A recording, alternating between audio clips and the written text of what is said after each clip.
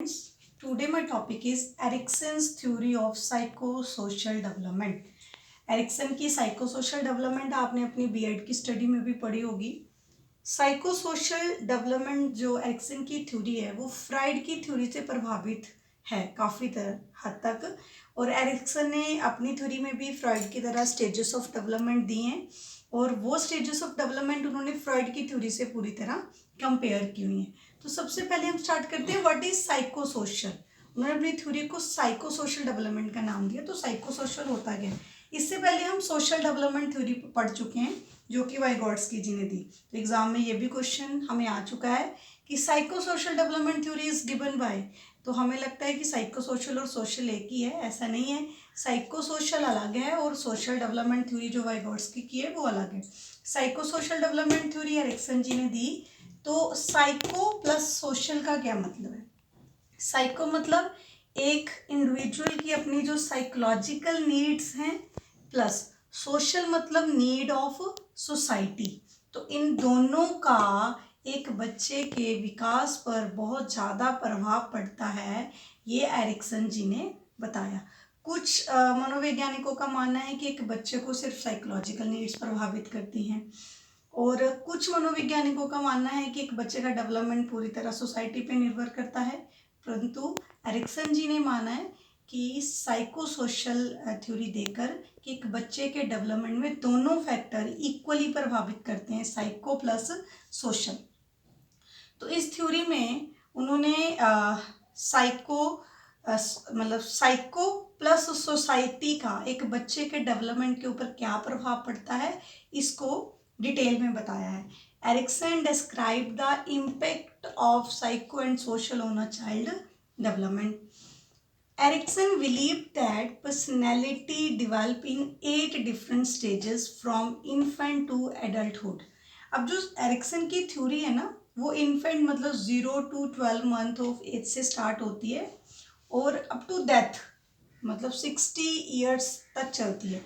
But हमारी जो हमने जो अपने बीएड का एग्ज़ाम देना है, टेट का एग्ज़ाम देना है, उसमें मेन जो एरिक्सन की स्टेजेस हैं वो पहली 4 स्टेजेस जो हैं वो हमारे सिलेबस में आती हैं। उसके बाद की स्टेजेस जो हैं वो ज़रूरत नहीं है आपको पढ़ने की। तो Erikson compare his theory with Freud psychosexual stages. Erikson ने जो 8 स्टेजेस दी, अगला क्वेश्चन ये भी बनता है कि एरिक्सन ने अपनी थ्योरी ऑफ डेवलपमेंट में कितनी स्टेजेस दी हैं?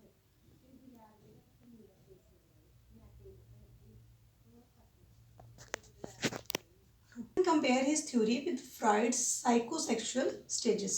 एरिक्सन ने अपनी थ्योरी में 8 स्टेजेस ऑफ डेवलपमेंट दिए हैं, और उन स्टेजेस ऑफ डेवलपमेंट में उसने फ्रॉइड की जो साइकोसेक्सुअल स्टेजेस है ना, ऑरल, एनल एक्सेट्रा, उनके साथ कंपेयर किया है।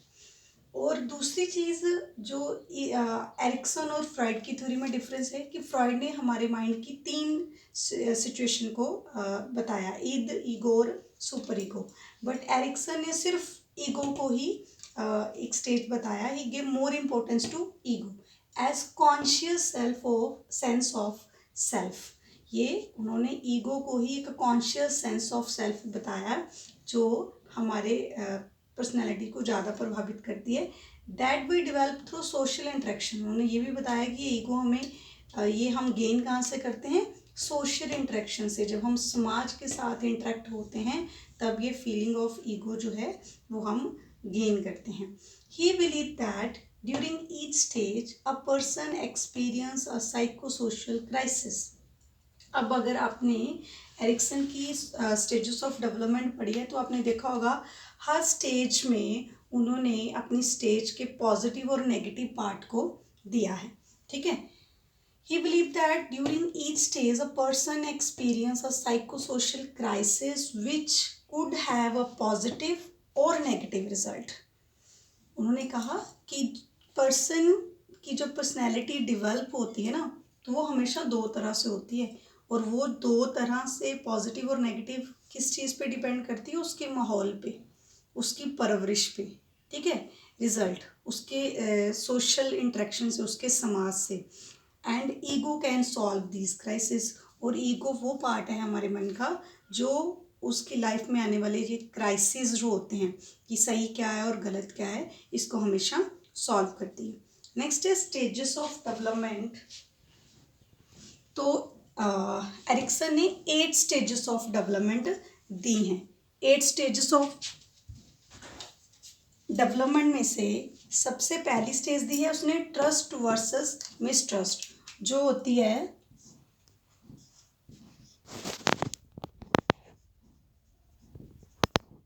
0 to 12 मंथ्स, जिसको आप इन्फेंट स्टेज कहते हैं, 0 to 12 मंथ ऑफ एज।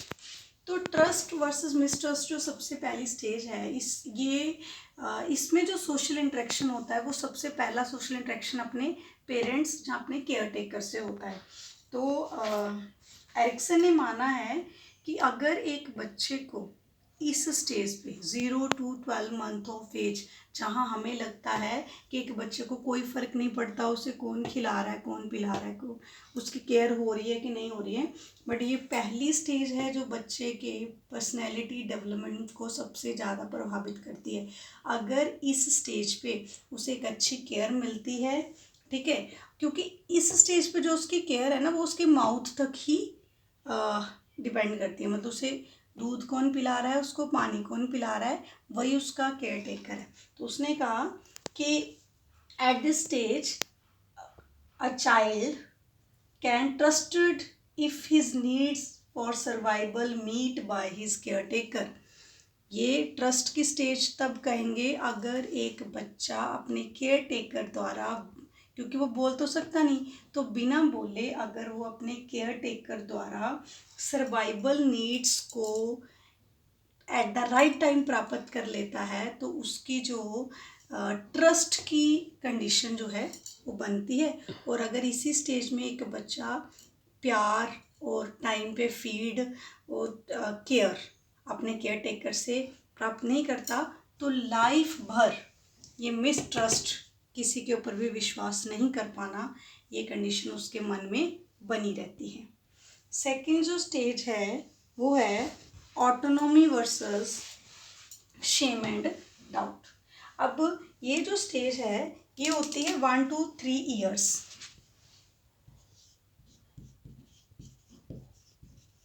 जिसको टॉडलर स्टेज कहते हैं, TODDLER, toddler stage.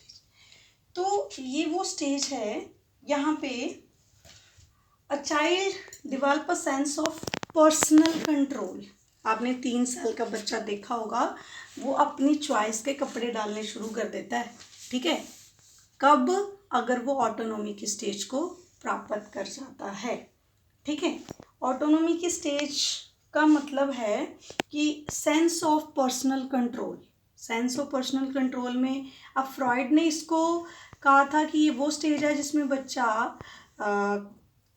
Toilet training लेता है, और सेम चीज़ शायद एरिक्सन कहना चाहते हैं कि ऑटोनॉमी मतलब जब वो अपने काम खुद करने की कोशिश करता है और सेल्फ कंट्रोल से उन कामों को कर पाता है, तो ये जो कंडीशन है ये ऑटोनॉमी की कंडीशन को गेन कर जाता है। और अगर इस समय बच्चे को सही परवरिश नहीं मिलती तो वो लाइफ भर शेम एंड डाउट की कंडीशन में रहता है। हर बार पॉजिटिव एंड नेगेटिव रिजल्ट बता रखें, ठीक है। अब यहाँ पे क्या करता है, अगर उसको वो सही परवरिश नहीं मिलती तो अपनी एबिलिटी को डाउट करना शुरू कर देता है। डाउट मीन्स कि उसे लगता है पता नहीं मैं कर पाऊँगा कि नहीं कर पाऊँगा, इसे कहते हैं डाउट ऑफ एबिलिटी। क्लियर है। एंड थर्ड स्टेज है initiative versus guilt. Initiative versus guilt, ये जो स्टेज है इसको प्री स्कूल स्टेज कहा जाता है, क्योंकि ये 3 से 6 साल की एज है जहाँ पे हम अपने बच्चों को प्री क्लासेस कराते हैं, ठीक है। इस स्टेज के ऊपर जो बच्चा है वो उसे लगता है कि मैं इतना काबिल हो गया हूँ कि कंट्रोल ओवर देयर वर्ल्ड करना चाहता है, मतलब उसे लगता है कि मैं दुनिया को जान सकता हूँ, और वो जानता भी है सोशल इंटरेक्शन द्वारा, क्योंकि बच्चा स्कूल जाने लगता है, उसका जो सोशल सर्कल है वो इंक्रीज़ होता है, वो घर से बाहर निकलता है, ठीक है। और इस स्टेज पे उसमें एक sense of ambition and responsibility जो है वो क्रिएट होती है। 3 से 6 साल का बच्चा रेस्पॉन्सिबल, 6 साल का बच्चा अगर आपने देखा हो तो वो अपने होमवर्क के प्रति कितना रिस्पॉन्सिबल होता है, ठीक है। तो उसमें एक समाज में एक इनिशिएटिव रोल प्ले करता है, वो अपने स्कूल के फंक्शंस में बहुत अच्छे से पार्टिसिपेट करता है, वही होता है उस समय उसका समाज में एक रोल प्ले करना, जहाँ सोशल एम्बिशन, रिस्पॉन्सिबिलिटी। और अगर यहाँ पे भी उसकी परवरिश में कोई कमी रह जाती है, उसको स्कूल में या घर में वो सही माहौल नहीं मिल पाता, तो लाइफ भर एक गिल्ट की कंडीशन में रहता है, ठीक है। ये पॉजिटिव रिजल्ट एंड ये negative result. Fourth is industry versus inferiority. Industry means, अगर मैं अदर वर्ड्स में कहूँ तो यहाँ पे ये वो कंडीशन है जब बच्चा अपने आप को बढ़ा चढ़ा के बताता है, प्राइड की फीलिंग को समझ पाता है, ठीक है। और वो अपने आप को अपने पीयर ग्रुप्स के साथ, पीयर ग्रुप समझते हो ना, हम उम्र जो होते हैं, पीयर ग्रुप्स के साथ कंपेयर करता है। स्कूल में चाहे वो ग्रेड लाने की बात हो, चाहे वो किसी स्पोर्ट्स एक्टिविटी की बात हो, तो वो हर जगह अपने आप को आगे बताना चाहता है। अगर उसकी यहाँ तक की परवरिश बहुत अच्छी है, अभी तक वो पॉजिटिव एटीट्यूड में जा रहा है, तो यहाँ आके उसमें ये जो है ये स्पोर्ट्स एक्टिविटी में यहाँ वहाँ सब में वो अपने आप को एक सेंस ऑफ प्राइड जो है वो क्रिएट करना चाहता है, ठीक है। और अगर उसको ये माहौल घर पर और स्कूल में नहीं मिलता, तो एक फीलिंग ऑफ इन्फीरियर उसके मन में आ जाती है, ठीक है। फिफ्थ स्टेज, ये जो स्टेज है ये 6 से 12 साल की स्टेज है, ठीक है। और लास्ट स्टेज जो हमारे काम की है, जो हमारे सिलेबस की है, वो है identity versus role confusion. Identity versus role confusion जो स्टेज है ये एडोलसेंस की स्टेज है, ठीक है, 12 से 18 साल की एज। तो 12 से 18 साल की एज जो है ये वो स्टेज है जिस स्टेज में बच्चे में एक सेंस ऑफ सेल्फ डिवेल्प हो चुकी होती है कि मैं हर जगह आगे हो जाऊँ, और उसमें बहुत सारे क्वेश्चंस पुट करने की आदत हो चुकी होती है। जैसे ये अगर मैं पढ़ रहा हूँ तो मैं पढ़ के क्या करूँगा, मैं क्या बनूँगा लाइफ में, मुझे क्या करना चाहिए, ये सब उसकी आइडेंटिटी को रिप्रेजेंट करते हैं कि मैं कौन हूँ, मुझे कहाँ जाना है, मैं कहाँ स्टैंड करता हूँ, ठीक है। मेरा वो अपने डिफरेंट रोल और आइडियाज़ को रिप्रेजेंट करता है, अपने डिफरेंट रोल एंड आइडिया के बारे में सोचता है, ठीक है। और रोल कन्फ्यूज़न मीन, अगर यहाँ तक उसकी परवरिश पॉजिटिव नहीं हुई तो यहाँ के बच्चे को पता ही नहीं होता कि मैंने लाइफ में करना क्या है, मेरा टारगेट क्या है, इसे कहते हैं रोल कन्फ्यूज़न। तो ये जो 5 स्टेजेस है ना, ये है हमारी साइकोलॉजी जो बीएड की सिलेबस है वहाँ तक। उसके बाद इंटीमेसी वर्सेस आइसोलेशन, ये 20 से 40 साल की एज है, ये अब की एज है generativity and stagnation, ego integrity versus despair. But हमें जो एग्ज़ाम में क्वेश्चन आता है वो सिर्फ यहाँ तक आता है, identity versus role confusion. Clear है? अगर कोई डाउट है तो आप बार बार इसको पढ़ सकते हैं, उसके बाद भी अगर कोई डाउट है तो मैं नेक्स्ट जब भी इस टॉपिक पे दोबारा लेक्चर दूंगी तो और एक्सप्लेन करने की कोशिश करूंगी। इसके साथ साथ अगर आपको ये सब अच्छा लग रहा है तो please subscribe our channel. Thank you.